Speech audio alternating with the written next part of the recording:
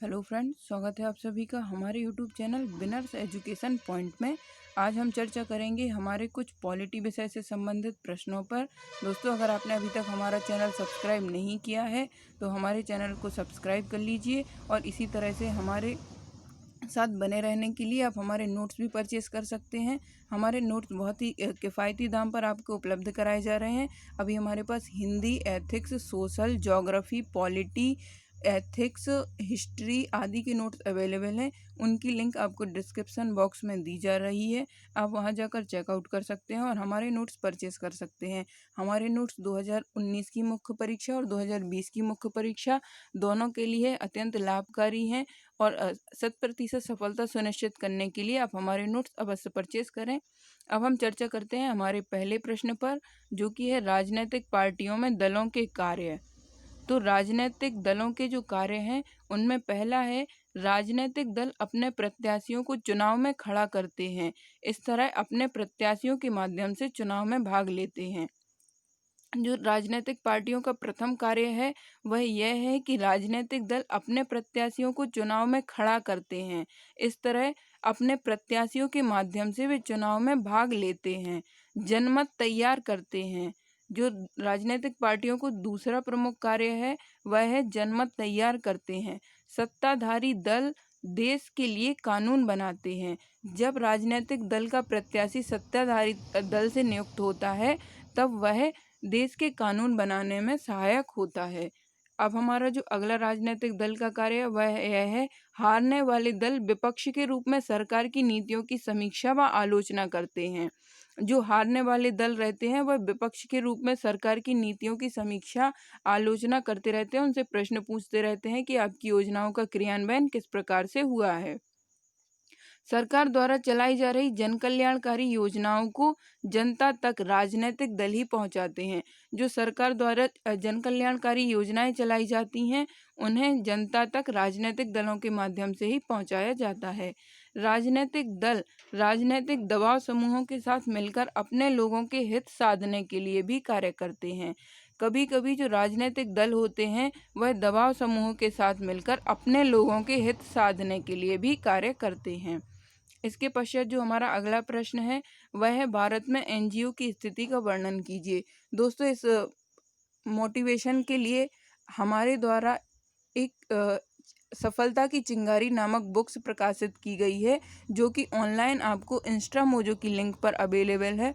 वही भी न्यूनतम शुल्क में आपको उपलब्ध कराई जा रही है। उसमें मोटिवेशन कविताओं आदि से विषय मोटिवेशन कविताएं, सफल लोगों की कहानियां आदि विषय से संबंधित आदि महत्वपूर्ण जानकारी हमारी सफलता की चिंगारी नामक मोटिवेशन बुक में आपको प्रदान होती रहेगी, जो कि स्वयं डीएसपी आकांक्षा जैन द्वारा लिखी गई है। तो दोस्तों, आप उसे भी पढ़ना ना भूलें। इंस्टा मोजो पर आपको उपलब्ध कराई जा रही है। हमारी बुक को परचेस करें और हमारी बुक पढ़ें, आपको मोटिवेशन मिलेगा और सफलता के लिए आपको जुनून जागेगा और आप पढ़ने के लिए अग्रसर होंगे।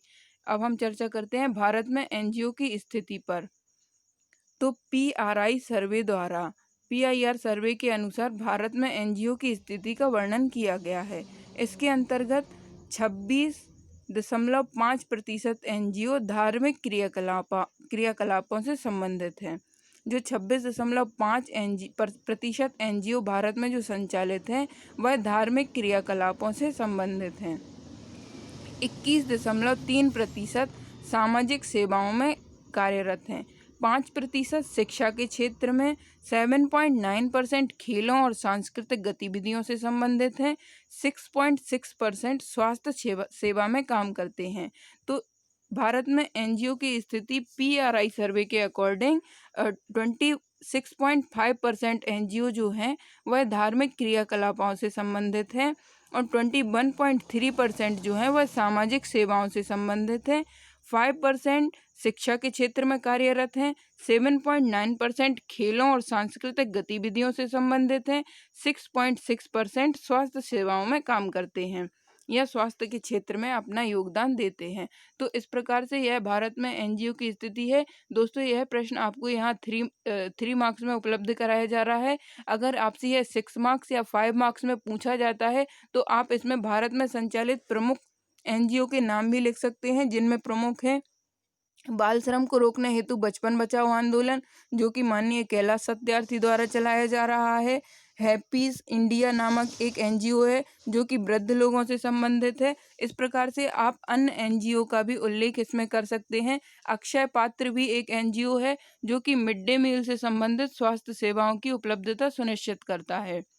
राज्य स्तर पर न्याय व्यवस्था, अब हम इस पर चर्चा करते हैं। राज्य स्तर पर न्याय व्यवस्था के अंतर्गत इसका वर्णन संविधान के अनुच्छेद 214 में प्रत्येक राज्य या एक से अधिक राज्यों के लिए उच्च न्यायालय की स्थापना का प्रावधान किया गया है। वर्तमान में भारत में 25 हाई कोर्ट हैं। तो राज्य स्तर पर न्याय व्यवस्था उपलब्ध कराने का प्रावधान अनुच्छेद 214 में किया गया है। इसके अंतर्गत एक राज्य में या एक से अधिक राज्यों के लिए उच्च न्यायालय की स्थापना का प्रावधान किया गया है और इस प्रकार से वर्तमान में 25 हाई कोर्ट हैं। न्याय व्यवस्था के अंतर्गत सबसे बड़ा उच्च न्यायालय होता है, तो राज्य का सबसे बड़ा अपीलीय और पुनरीक्षण न्यायालय जो होता है वह उच्च न्यायालय होता है। यह राज्य का अभिलेख न्यायालय होता है आर्टिकल 215 के तहत। निचली अदालतों पर नियंत्रण स्थापित करता है। उच्च न्यायालय निचली अदालतों या फिर अधीनस्थ अदालतों पर नियंत्रण स्थापित करता है। इसके पश्चात है अधीनस्थ न्यायालय। तो भाग 6 में अनुच्छेद 233 से लेकर 237 तक अधीनस्थ न्यायालय का उल्लेख किया गया है और जिला स्तर पर प्रत्येक न्यायालय की स्थापना का प्रावधान किया गया है। दीवानी और फौजदारी पक्षों में इनका विभाजन किया गया है। जो अधीनस्थ न्यायालय होते हैं वह दो प्रकार से होते हैं, दीवानी और फौजदारी। ग्राम न्यायालय के अंतर्गत ग्राम न्यायालय अधिनियम 2008 के तहत इनकी स्थापना की जाती है और अनुच्छेद 39 ए के अनुरूप ये न्यायालय दीवानी और फौजदारी अधिकतम 2 वर्ष की सजा के मामले देखता है। तो जो ग्राम न्यायालय होते हैं वह ग्राम न्यायालय अधिनियम 2008 के तहत स्थापित होते हैं और यह इनका वर्णन अनुच्छेद 39 ए के अनुरूप इनका वर्णन अनुच्छेद 39 ए के अंतर्गत किया जाता है, अर्थात सभी को समान न्याय सुलभ कराने की उचित व्यवस्था ग्राम न्यायालय के माध्यम से की जाती है। अधीनस्थ न्यायालय जो होते हैं उनमें दीवानी और फौजदारी पक्षों से संबंधित न्याय किया जाता है और जो उच्च न्यायालय होते हैं वो राज्य के सबसे बड़े अपीलीय व पुनरीक्षण न्यायालय होते हैं। इन्हें राज्य के अभिलेख न्यायालय की दर्जा भी दिया जाता है। दोस्तों, आप हमारे नोट्स परचेज कर सकते हैं। हमारे नोट्स परचेज करने के लिए आपको डिस्क्रिप्शन बॉक्स में इंस्टामोजो की लिंक दी गई है। हमारा जो संपूर्ण नोट्स का पैकेज है वह 2800 का है, लेकिन अगर आप subject wise individual notes purchase करना चाहते हैं तो उनकी लिंक भी आपको डिस्क्रिप्शन बॉक्स में दी गई है। और दोस्तों, प्रारंभिक परीक्षा में सफलता को सुनिश्चित करने का मूल मंत्र यही होता है कि आप अधिक से अधिक MCQ सॉल्व करें। तो अधिक से अधिक MCQ सॉल्व करने के लिए हमारी एक प्रारंभिक परीक्षा की टेस्ट सीरीज चलाई जा रही है, जिसमें मात्र 1000 रुपये में आपको 100 FLTs उपलब्ध कराए जाते हैं, जिनके माध्यम से आपके 10,000 प्रश्न कवर होते हैं।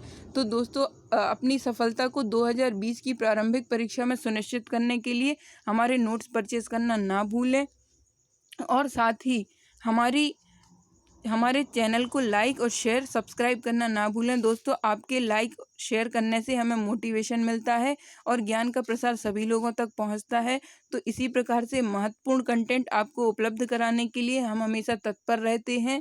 और दोस्तों, आप हमें टेलीग्राम पर ज्वाइन कर सकते हैं, वहां आपको फ्री कंटेंट मिलता रहता है और वीडियो की फ्री PDF भी आपको हमारे टेलीग्राम चैनल पर उपलब्ध कराई जाती है, जो कि बिनर्स एजुकेशन पॉइंट के नाम से ही है। धन्यवाद दोस्तों, मिलते हैं अगले वीडियो में।